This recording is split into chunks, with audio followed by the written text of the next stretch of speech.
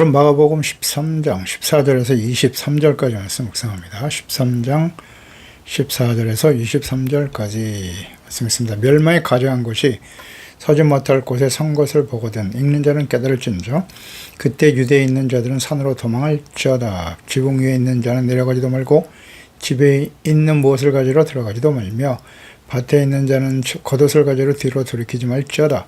그날에는 아예 뵌 자들과 젖 먹이는 자들에게 화가 있으리로다. 이 일이 겨울에 일어나지 않도록 기도하라. 이는 그 날들이 혼란의 날이 되겠습니다. 하나님께서 창조하신 시초부터 지금까지 이런 혼란이 없었고 후회도 없으리라. 만일 주께서 그 날을 감하지 아니하셨더라면 모든 육체가 구원을 얻지 못할 것이거늘 자기가 택한 자들을 위하여 그 날들을 감하셨느니라. 그때 어떤 사람이 너에게 말하되 보라 그리스도가 여기 있다 보라 저기 있다 해도 믿지 말라. 거짓 그리스도들과 거짓 선지자들이 일어나서 이적과 기사를 행하여 할 수만 있으면 택하신 자들을 미혹하려 하리라. 너희는 삼가라 내가 모든 일을 너에게 미리 말하였노라. 아멘. 마지막 환란의 긴박성과 거짓 선지자. 제자들이 화려한 헤롯 성전의 외모를 자랑하고 있을 때 예수님께서는 이 성전이 돌이 돌아나 남지 않고 다 무너질 것이다 라고 말씀하셨고 이에 때의 제자들이 어느 때 이런 일이 있겠습니까? 이 모든 일들이 이루어질 때 어떤 징조가 있겠습니까? 라고 질문했고요. 때와 시기, 징조에 대해서 질문했습니다. 예수님께서 종말의 때 일어날 일들에 대해서 자세히 가르쳐 주신 예언의 말씀이죠. 마가복음 13장과 마태복음 24장 자세히 기록되어 있죠. 14절, 23절은 본문은 그 중에서도 가장 극심한 환란의 때에 대한 경고와 긴박성에 대해서 환란, 마지막 심판 때에 어떠한 자세를 취해야 하는지에 대해서 구체적으로 말씀하고 계십니다.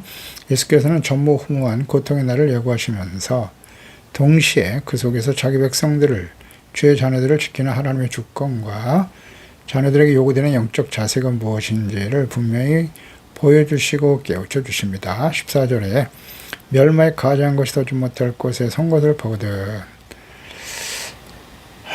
유대에 있는 자들은 도망쳐라. 피할 수 없는 마지막 심판과 재앙을 보여주고 있습니다. 이 대환란과 예수님의 재림에 대한 예언의 말씀이죠. 이것을 요약해 놓은 것이라 보겠습니다. 본문은 종말론적인 대환란 때와 AD 70년의 예루살렘 멸망의 때를 동시에 예언하신 말씀이죠. 구약의 선지서들도 우리가 보면 바벨론에 의해서 유다가 멸망을 당할 예언의 말씀과 궁극적으로 예수 그리스도의 초림과 재림으로 연결되는 그 계시의 연결성을 우리는 자세히 볼 수 있었습니다. 선지서의 특징이에요. 그리스도를, 그러니까 예루살렘의 바벨론의 멸망, 예루살렘의 회복과 그 이후에 초림과 재림으로 마지막 심판까지 이루어질 이 계명들을 동시에 연결해서 계시하시고 예언하신 것들을 우리가 여러 번 선지서를 통해서 확인할 수 있는 것입니다. 이것이 바로 하나님의 계획과 뜻을 나타내신 방식과 일치하죠. 다니엘서에 보면 다니엘 9장 24절에 내 백성과 내 거룩한 성을 위하여 이런 이래를 기한으로 정했다. 70이래요. 그래서 허물이 그치고 죄가 끝나고 죄악이 용서되며 영원한 의의가 드러나며 환상과 예언에 응하여 지극히 거룩한 이가 기름 부음을 받으리라. 그리스도잖아요. 기름 부음 받은 자 그리스도. 예수 그리스도가 어떻게 이 땅에 임하실 것인가. 예수님 오심으로써 죄악이 용서된단 말이에요. 의가 회복되고. 그러면 너는 깨달아 알지니라. 예루살렘을 중건하라고 하는 영이 날 때부터 기름 부음 받은 자 그리스도잖아요. 메시아가 왕이 일어나기까지 7일에와 62일에가 지날 것이다. 69일에네요. 그 곤란한 동안에 성이 중건될 것이다. 광장거리가 세워질 것이다. 62일의 후에 기름 부음 받은 자가 끊어져 없어질 것이다. 그리스도의 죽음이죠. 장차 한 왕의 백성이 와서 그 성소를 무너뜨리게 될 것이다. 그렇습니다. 이 성소를 더럽힐 자가 나타나게 될 것이라는 예언의 말씀인데요. 이런 과정, 그러니까 이런 일에 490년 바벨론 포로 이후 기한 이후에 예루살렘 성전이 재건되고 그리스도의 초림과 관련된 시기에 대한 예언이죠. 69일에 7년씩 70일에를 계산해서 49년 남은 한 70일에 중에 69일에가 지나고 그리스도의 초림이 이어질 것이고 그 그 다음 마지막 한일회가 7년이잖아요. 그 7년이 이제 마지막 요한계시록의 7년 환란으로 연결되는 것이죠. 이처럼 이 선지서에 나타난 하나님의 예언의 말씀, 그리스도와 관련된 모든 예언의 말씀은 예수님의 초림과 재림으로 연결되어 있어요. 마태복음 24장 15절에도 그러므로 너희가 선지자 다니엘이 말한 바 멸망에 가져간 것이 거룩한 곳에 선 것을 보거든 읽는 자는 깨달을진저, 이 말씀 그대로 인용하고 있죠. 다니엘서 9장 27절 말씀을 그대로 인용한 것이에요. 9장 27절 말씀 인용했죠. 예수님께서. 다니엘서 11장 31절에 보면 군대는 그의 편에 서서 성소고 견고한 것을 더럽힐 것이다. 여기 예언되어 있죠. 매일 드리는 제사를 폐하고 멸망하게 하는 가증한 것을 세우게 될 거라고 말했고요. 다니엘서 12장 11절에도 매일 드리는 제사를 폐한다. 멸망하게 할 가증한 것을 세울 때 1290일을 지날 것이다. 이제 거룩한 곳 성전을 더럽히는 신성 모독적인 행위를 일으키는 자가 일어난다는 거죠. 이것은 실제로 역사적으로 BC 167년이죠. 안티오쿠스 에피파네스 4세가 예루살렘 성전에 제우스 신상을 세우죠. 돼지의 피로 제사를 드리는 사건을 가리키고 이 말씀 그대로 이루어졌어요. 이어서 예수님의 이 예언은 1차적으로 주후 70년 로마의 디도장군에 의한 예루살렘 멸망 때 성취되었고요. 로마 군대가 예루살렘 성전을 포위하고 그 안에 신들의 공기를 세우고 우상에게 제사하는 사건이 또 이에 해당한다고 보겠습니다. 당시 예수님의 이 경고를 기억했던 초대교회 성도들은 예루살렘을 떠나서 벨라 지역으로 피신해서 목숨을 건질 수 있었다고 하네요. 그러나 이 예언은 마지막 때에 적그리스도에 의해서 궁극적으로 성취될 이중적 예언과 연결되어 있는 것입니다. 그래서 마지막 때에 적그리스도가 나타나서 스스로를 하나님이라 칭하며 거룩한 곳을 더럽히는 사건이 일어나게 될 것이고, 이는 대환란의 본격적인 시작을 알리는 또 환란 중에 일어날 일임을 말씀해 주고 있습니다. 그래서 예수님께서는 읽는 자는 깨달을진저 라고 덧붙여 설명하셨습니다. 이 말씀이 당시뿐만 아니라 모든 시대에 역사적으로 성취될 예언이기 때문에 깨어 분별해야 할 것을 또 영적 진림을 강조해 가르치신 것입니다. 그러니까 이 성전의 파괴와 예언의 말씀이 주후 70년에 로마에서 예루살렘 파멸로 성취되었고, 이제 마지막 때 있을 마지막 심판에 대한 예언의 성취만 남아있는 것입니다. 요한계시록의 예언, 대환란 후반부의 적그리스도가 재건된 예루살렘 성전에 자신의 우상을 세우고 경배를 강요하는 일이 벌어질 것이다. 계시록 11장 2절이죠. 성전 바깥 마당은 측량하지 말고 그냥 두라. 이것은 이방인에게 주었은즉 그들이 거룩한 성을 42달 동안 짓밟을 것이다. 말씀하고 있죠. 서지 못할 곳, 이것은 이제 성전을 가리키는 것이고, 이 일은 이스라엘과 온 세계에 임할 대환란 때 일어날 예언의 말씀이기도 한 것입니다. 그래서 15절에 18절은 지체 없이 도피하라. 심판의 긴박성에 대해서 말씀하고 있네요. 지붕에 있는 자는 내려가지 말고, 집에 있는 무엇을 가지러 들어가지도 말라 그랬고요. 밭에 있는 자는 겉옷을 가지러 뒤로 돌이키지 말라는 거예요. 이것은 말씀은 한순간에 지체도 허용되지 않는 매우 긴박한 상황임을 말씀해주고 있는 것이죠. 이 심판이 아주 긴박하게 급하게 발생하게 된다. 그래서 재물이나 소유물에 대한 미련을 버리라는 거죠. 소돔과 고모라 때 뒤돌아오지 말라고 하셨잖아요. 그거랑 비슷하죠. 뒤돌아본 롯의 아내는 소금 기둥이 되고 말았죠. 즉시 피해야 함을 의미하는 것입니다. 또 아이벤 자와 젖먹이는 자, 화가 있을 것이다 이런 말씀하셨는데, 또 겨울에 일어나지 않도록 기도하라고 하셨어요. 그것은 하나님의 심판과 그 자리를 피하는 도피 과정이 얼마나 고통스럽고 신속하게 움직여야 할 것인가를 잘 보여주고 있는 것이에요. 이것은 단순한 불편함을 넘어서 가장 약한 자들이 감당하기 어려운 극심한 고난의 때가 될 것이다. 피할 수 없는 고난 속에서 하나님의 자비와 긍휼을 구하는 기도를 드려야 한다고 말씀하고 있습니다.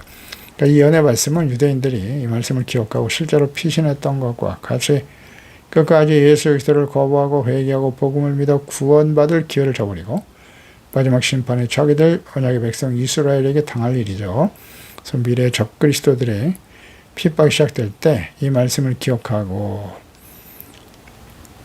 피하는 자들은 도망쳐 피하면 생명을 건지게 될 것이다 라는 말씀이기도 해요. 이 말씀은 추상적인 영적 교훈이 아니라 마지막 심판 때의 특정 시기와 장소에 적용될 구체적인 생존 지침이라 하겠습니다.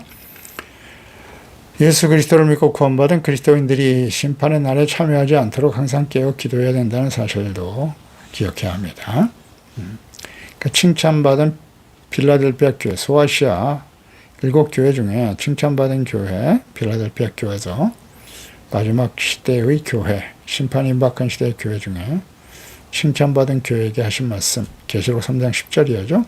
내가 나의 인내의 말씀을 지켰은즉 내가 또한 너를 지켜 시험의 때를 면하게 할 것이다. 이는 장차 온 세상에 임하여 땅에 거하는 자들을 시험할 때다. 내가 속히 오리니 내가 가진 것을 굳게 잡아 아무도 내 멸류관을 빼앗지 못하게 하라고 하셨고요. 이기는 자는 내 성전의 기둥이 되게 할 것이다. 그가 결코 다시 나가지 아니하리라. 내가 하나님의 이름과 하나님의 성 곧 하늘에서 내 하나님께로부터 내려오는 새 예루살렘 이름과 나의 새 이름을 그 위에 기록하리라. 온 세상에 임하여 땅에 거하는 자들을 시험할 때인데 내가 너를 지켜 시험의 때를 면하게 하겠다라는 약속의 말씀이셨죠. 이때가 바로 대환란 때잖아요. 필라델피아 교회는 깨어있는 자들은 면하게 하신다. 어떤 방법으로 면하게 하실까요? 데살로니가전서 4장 16절 17절이죠. 공중에서 그들을 하나님께서 휴거로 끌어올리시겠다는 말씀과 연결되는 것입니다. 마태복음 24장 20절에도 너희가 도망하는 일이 겨울에나 안식일이 되지 않도록 기도하라고 말씀했네요. 마가는 겨울만 언급하고 있는데 마태는 안식일까지 함께 언급하고 기록하고 있습니다. 유대인에 있어서 활동하는데 가장 어려운 때이죠. 겨울에는 비가 오는 계절이라서 땅이 질고 식량 확보도 어려워서 유대인들에게는 취약한 계절입니다. 또 안식일에는 율법적으로 1.8km 이상 이동하는 것이 금지되어 있기 때문에 피신하는 행위는 사실상 불가능하죠. 역사적으로 볼 때 BC 168년이에요. 수리아 왕인 안티오쿠스 에피파네스의 침공이 있던 날도 안식일이었죠. 유대인들의 이런 약점을 알고 안식일을 공격해왔어요. 그래서 유대인들은 무방비 상태로 사륙을 당했습니다. 또한 예수께서는 본절에서 앞으로 닥쳐올 예루살렘 멸망 AD 70년에 일어날 로마에 의한 멸망이죠. 창세 이후 전무후무한 마지막 심판의 환란을 함께 말씀하고 계시는 것입니다. 19절에 보면 이는 그 날들이 환란의 날이 되겠습니다. 하나님께서 창조하신 시초부터 지금까지 이런 환란이 없었고 후에도 없으리라. 전무후무한 창조 이후에 가장 심각한 환란이 벌어진다. 그러니까 유대 역사관 요세푸스는 예루살렘이 로마에 의해서 멸망당할 때 그 기록에 보면 예루살렘 그 함락 당시가 6월절 절기예요. 6월절을 지키기 위해서 수많은 유대인들이 예루살렘 성내에 모여 있었습니다. 그래서 로마군 침략으로 인한 사망자 수가 대략 110만 명이나 된다고 하네요. 어마어마하죠. 다 사륙을 당했습니다. 그때 덧붙여 각종 질병과 기근으로 고통당할 뿐만 아니라 전쟁의 참화로 너무나 참혹해서 볼 수가 없다는 것.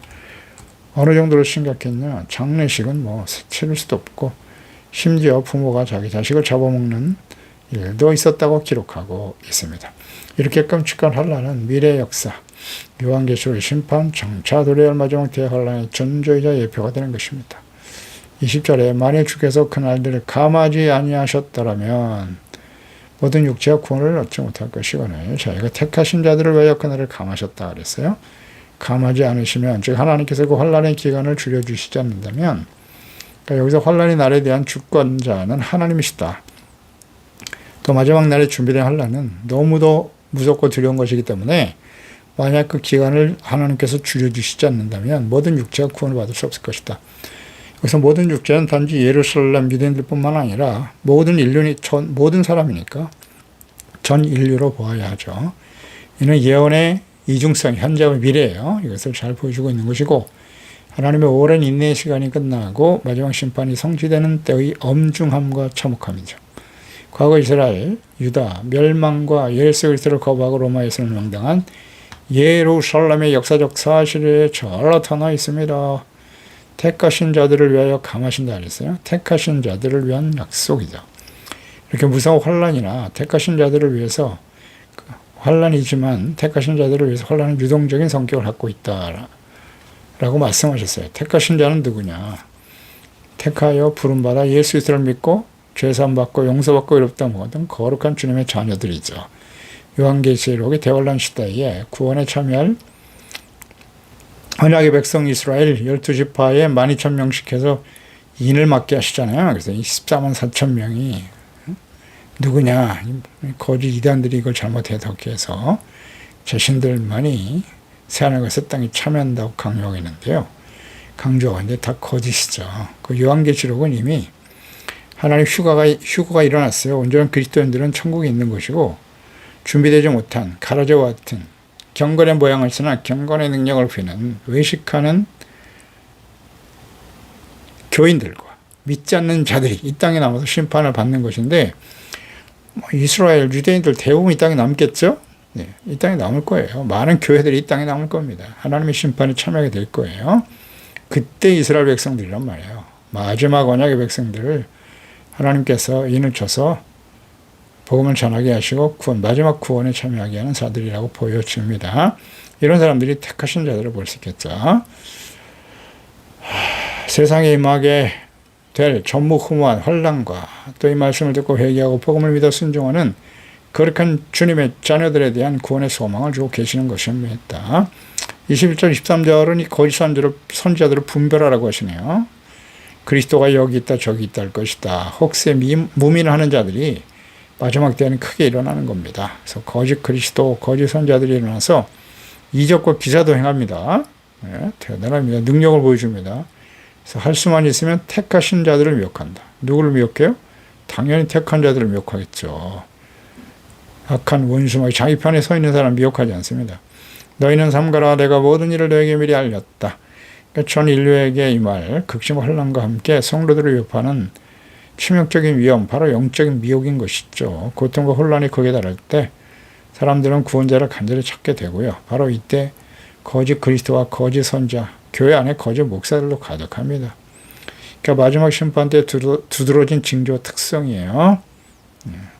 거짓 선지자, 거짓 이단들이죠. 그리고 거짓 목사들이 성행할 것이다.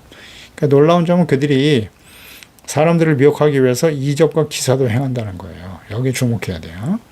그들의 속임수가 매우 정교하고 강력하죠. 그래서 심지어 할 수만 있으면 택한 자들까지도 넘어뜨릴 정도가 될 것이다.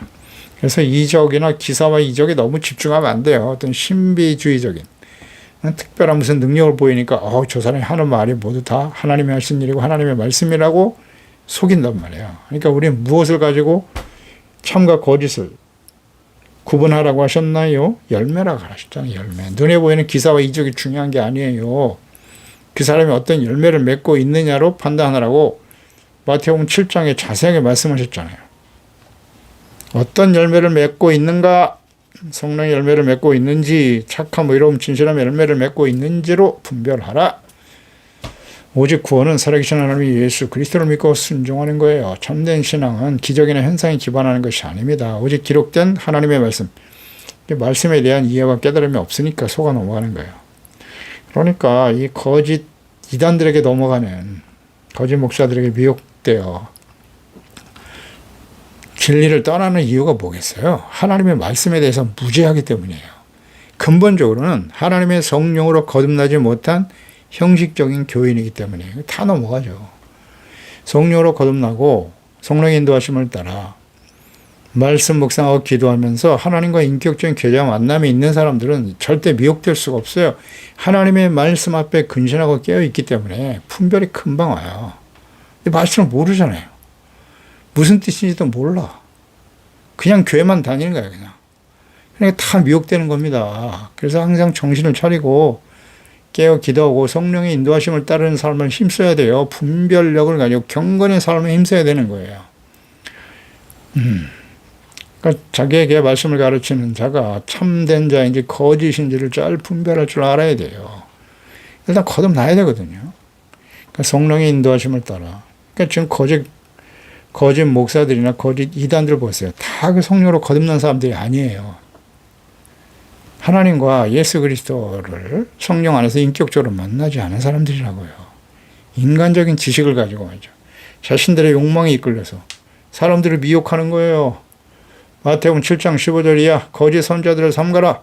양의 옷을 입고 너에게 나오는데 속에는 노략질하는 일이야. 그렇죠. 다 숨기고 있잖아요. 자신의 욕망. 그들의 열매로 그들을 알지니 가시나무에서 포도를 또는 엉겅퀴에서 무화과를 따겠느냐? 당연하죠. 이와 같이 좋은 나무마다 아름다운 열매를 맺게 되는 거고 못된 나무는 나쁜 열매를 맺는다. 좋은 나무가 나쁜 열매를 맺을 수 없고 못된 나무가 아름다운 열매를 맺을 수 없느니라. 아름다운 열매를 맺지 아니하는 나무마다 찢겨 불 속에 던져지는 거야. 이러므로 그들의 열매로 그들을 알리라. 아름다운 열매는 무엇일까요? 당연히 성령의 열매죠. 어렵지 않아요. 사랑, 희락, 화평. 근데 이 성령의 열매가 뭔지도 몰라. 또 빛의 열매, 착함, 의로움, 진실함. 이 열매를 모르면 안 되잖아요. 참. 그저 막 스펙이 좋고 말이죠. 말씀을 잘 가르치고 큰 교회 목사고. 그럼 다 아름다운 열매예요? 진짜 진실한 목사가 될 수 있는 거예요? 무엇으로 평가하는 거예요 도대체? 열매를 가지고 어떤 열매를 맺고 있는가 분별해야 합니다. 믿지 말라 너희는 상가라고 말씀하셨어요. 내가 모든 일을 너에게 미리 말하였다. 그러니까 우리에게 최고의 무기가 바로 하나님의 말씀인 진리의 말씀 바르게 배우고 묵상하고 깨달아야 되는 거예요. 어렵지 않아요. 하나님의 말씀은 절대로. 말씀과 성령으로 거듭난 하나님의 자녀들에게는 무슨 특별한 해석이 필요하고 특별한 계시를 받아야만 되는 게 아니라고요. 우리가 말씀을 통해서 진리를 분명히 알고 깨닫고 있다면 아무리 교명 거짓과 미혹이라도 분별하고 이겨낼 수 있어요. 그래서 예언의 목적은 분명하죠. 우리를 두렵게 하는 게 아니에요. 미리 알려주심으로써 준비하고 승리하게 하시는 데 있는 것입니다. 고린도후서 13장 5절이죠. 너희는 믿음 안에 있는가 너희 자신을 항상 시험하라고 하셨어요. 너희 자신을 확증하라. 예수 그리스도께서 너희 안에 계신 줄을 너희가 스스로 알지 못하느냐. 예수님 우리 안에 계시고 성령이 우리 안에 계시고 우리가 거룩한 성전이 되고 어떤 열매가 나타날까요? 그렇지 않다면 너희는 버림을 받은 자니라. 아멘. 기도하겠습니다. 하나님 아버지, 오늘도 우리가 예수 그리스도 안에서 구원받아 성령으로 거듭난 하나님의 자녀인지를 늘 점검해야 합니다. 믿음 안에서 빛의 열매, 성령의 열매, 우리가 맺고 있는 열매가 무엇인가 우리 자신을 살필 뿐만 아니라 오늘날 이 마지막 때는 거짓 이단 목사 선지자들이 판을 친단 말이죠. 겉으로 드러나는 현상이 중요한 게 아니라 대단한 업적과 능력이 어떻고 그게 중요한 게 아니에요. 어떤 열매를 맺고 살아가고 있는지를 잘 분별할 수 있게 도와주시옵소서. 이제 마지막 심판 예수 그리스도의 재림이 임박한 시대를 살아가고 있어요. 그건 아주 긴박하고 갑자기 일어나는 일이기 때문에 평소에 잘 준비되지 않으면 주님 앞에 설 수가 없다는 거 잊지 말고요. 늘 말씀과 기도로 올게요. 기도합니다. 이 말씀을 듣고 있는 우리 소중한 제 가족들만큼이라도 하나님의 말씀과 성령으로 거듭나게 도와주시옵소서. 주의 영으로 충만하게 도와주시옵소서.